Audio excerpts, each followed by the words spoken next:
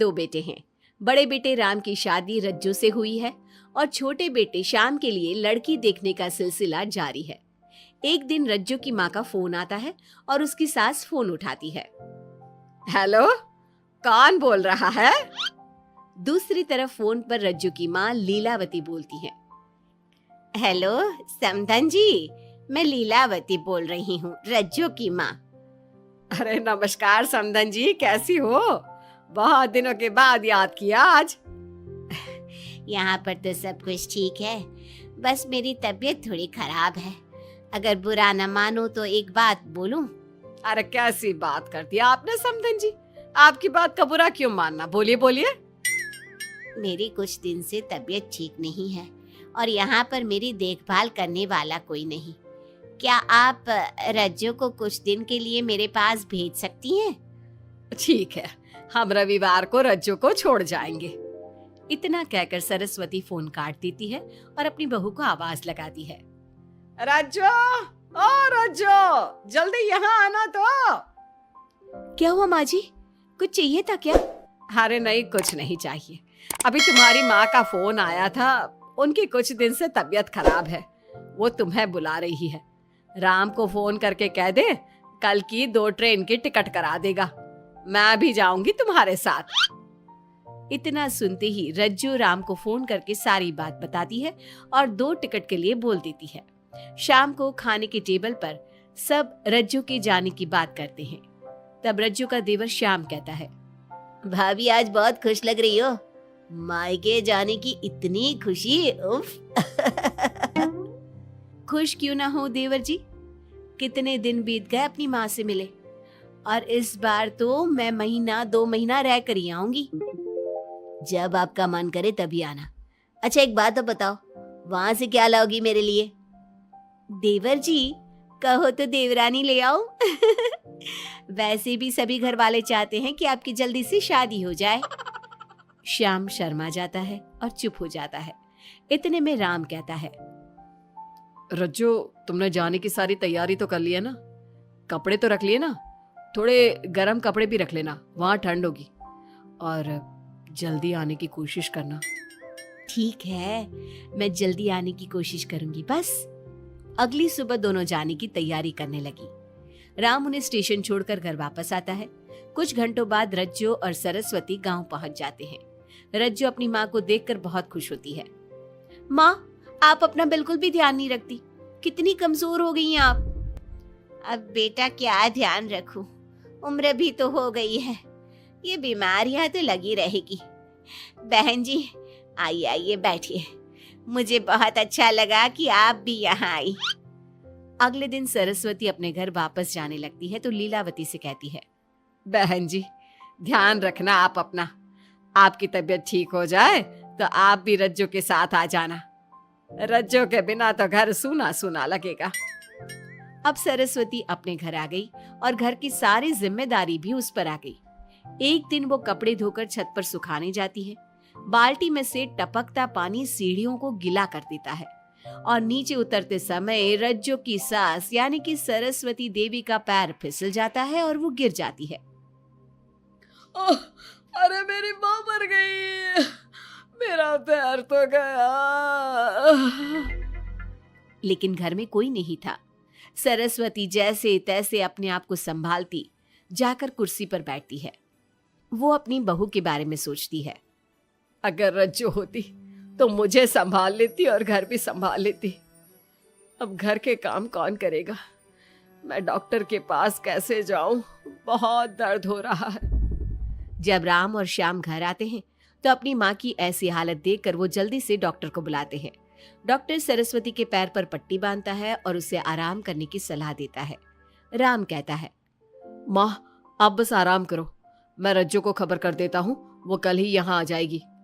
अरे रहने देना बेटा, उसकी माँ की तबीयत ठीक नहीं है, कुछ दिन में वो खुद ही आ जाएगी, उसे परेशान मत कर। माँ अब हमें श्याम की भी शादी कर देनी चाहिए। कभी घर में कोई ऐसी परेशानी आती है तो कोई तो होगा घर संभालने वाला। आप और रज्जू की घर के काम काज में मदद भी हो जाएगी। कुछ समय बाद श्याम की शादी सीमा से हो गई। लेकिन सीमा ने तो आते ही घर में क्लेश शुरू कर दिया। वो छोटी छोटी बातों पर लड़ती और उसे देखकर रज्जू का भी बर्ताव बदल गया। एक दिन सीमा सुबह उठने में लेट हो गई और रज्जू ने नाश्ता बना दिया। सभी अपने अपने काम पर चले गए। जैसे ही सीमा अपने कमरे से आई तो रज्जू ने कहा, तुम साफ सफाई कर लो, मैं कपड़े धोने जा रही हूँ, जल्दी काम हो जाएगा।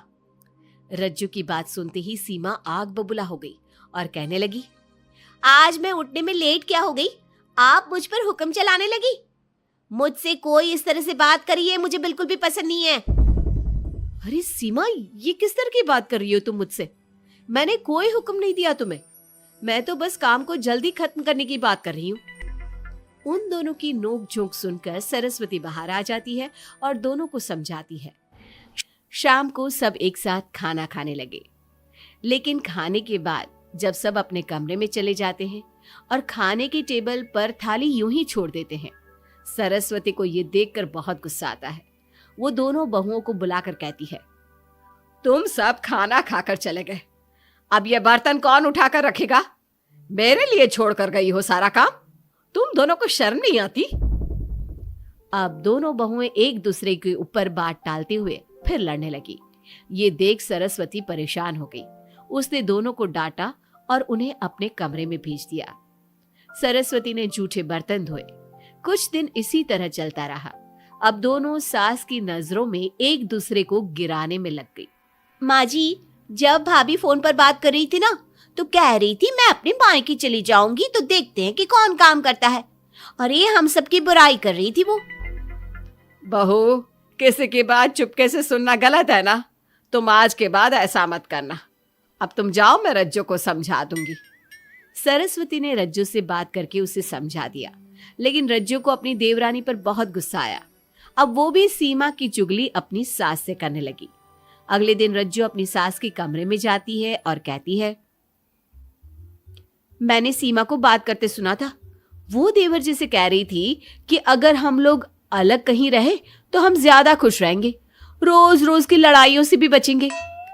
सरस्वती को इस बात पर गुस्सा तो बहुत आया, लेकिन उसने कुछ कहा नहीं। जब दोनों बहुओं को लगा कि सरस्वती उनकी बातों में नहीं आने वाली, तो उन्होंने रिश्तेदारों और पड़ोसियों से एक दूसरे की चुगली करना शुरू कर दिया। जब सरस्वती को ये बात पता चली तो उसने इनकी लड़ाई को शांत करने का उपाय निकाला। रज्जो, सीमा, यहाँ आओ दोनों। दोनों अपनी सास के पास आती हैं। कल मैं घर में हवन करवा रही हूँ। तुम पड़ोसियों और रिश्तेदारों को आने के लिए कह दो और हवन की सारी तैयारी कर लो। हवन का दिन आ गया। पंडित जी रामायण का पाठ करने लगे। माता सीता से महान कोई पत्नी नहीं। उन्होंने अपने पति के लिए सारे राजपाट, सुख सुविधाएं त्याग दी। अगर कोई पत्नी अपने पति को परिवार से अलग होने को कहती है तो वो पाप की भागीदार होती है और बेटों को भी मां से अलग नहीं होना चाहिए। सीमा पंडित जी की बात बहुत ध्यान से सुन रही थी और उनकी हाँ में हाँ मिला रही थी। ऐसे ही रामायण का पाठ अंतिम सीमा पर आ गया, जिसमें विभीषण के बारे में बताया गया था। अगर विभीषण अपने भाई का भेद न देता तो रावण का विनाश नामुमकिन था।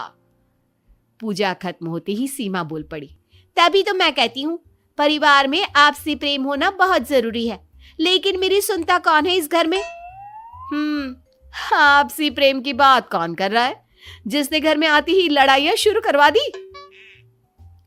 दोनों में फिर से नोक झोंक शुरू हो गई। सरस्वती दोनों को चुप कराते हुए बोली, अरे चुप हो जाओ तुम दोनों, पड़ोसी क्या कहेंगे, सब सुन रहे हैं तुम्हारी बातें। तभी उनमें से एक पड़ोसन बोलती है, सरस्वती बहन, क्यों चुप करवा रही हो अपनी बहुओं को? हमें तो इनके बारे में सब कुछ पता है। ये दोनों हमारे घर आकर एक दूसरे की चुगली करती है। तुम्हारे घर की हर छोटी से छोटी चीज पता है हमें। आंटी जी, हमने अपना समझ के आपको कुछ बता दिया तो इसका मतलब ये नहीं कि आप सबके सामने हमारी सास से हमारी शिकायत करेंगी। आप तो सबसे बड़ी चुगलखोर हो। सीमा की बात सुनकर सभी पड़ोसन उन्हें बुरा भला कहने लगी। उनकी बातें सुनकर दोनों बहुएं सबके सामने बहुत शर्मिंदा हुई। जब सब उनके घर चले गए तो सरस्वती ने अपनी बहुओं से कहा, अब तुम दोनों को तो बहुत खुशी होगी। कि सारे मोहल्ले की औरतें हमारे ही घर में खड़ी होकर हमें ही सुनाकर चली गई। हमें काफी साल हो गए यहाँ रहते हुए, लेकिन आज तक किसी में भी इतनी हिम्मत नहीं थी कि हमसे ऊंची आवाज में भी बोल पाए। लेकिन आज तुम दोनों की वजह से ये सब हमारी बुराई कर रहे हैं। तुम दोनों ने ये सब अच्छा नहीं किया। सीमा, तुम्हारे इस घर में आने से पहले हम सब बहुत प्यार से रहते थे, लेकिन ये सब लड़ाइयाँ तुम्हारे आने के बाद शुरू हुई है। आज के बाद तुमने घर में किसी से भी झगड़ा किया तो मैं तुम्हें तुम्हारे मायके छोड़ाऊंगा, समझी तुम? ये बात सुनकर सीमा रोने लगी और सबसे माफी मांगने लगी। पंडित जी भी ये सब देख रहे थे। उन्होंने सबको शांत करवाया। कृपया आप सभी शांत हो जाइए, गुस्से से तो बात और बिगड़ जाएगी। अगर आप दोनों बहुएं मिलकर रहती, घर की बात घर में रखती, तो कोई आपसे कुछ कहने की हिम्मत नहीं करता। आज आपको इस बात का एहसास तो हो ही गया होगा। औरत ही तो होती है जो मकान को घर बनाती है। अब भी कुछ नहीं बिगड़ा, आप दोनों प्यार से रहो। आपके पड़ोसी और रिश्तेदार अपने आप चुप हो जाएंगे। पंडित जी की बात दोनों बहुओं की समझ में आ गई। अब दोनों प्यार से रहने लगी। इसी तरह समय बीत गया। अब पड़ोस की औरतें उनके प्यार की मिसालें